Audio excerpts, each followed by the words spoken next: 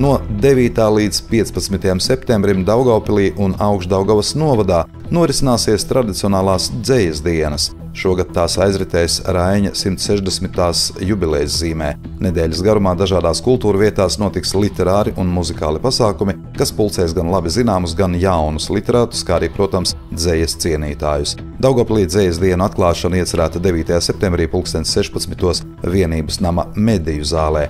Tur tiks svinēti krājuma dzejas dienas 2025 atvēršanas svētki. Tā tapšanā piedalījās vairāk nekā 40 Daugavpils un Augšdaugavas novada autori. Vēlāk turpat norisināsies arī dzejas dienu brīvais mikrofons, un ikvienam autoram būs iespēja lasīt savu dzeju. Otradien, 10. septembrī pilsētā kursēs dzejas tramvajs. Braucot retro tramvajā, pasažieri varēs baudīt dzeju par Daugavpili pilsētas autoru izpildījumā, kā arī aplūkot pilsētu vides un turisma objektus. Iekāpšana dzejas tramvajā 10. septembrī 11. pieturā Vienības nams.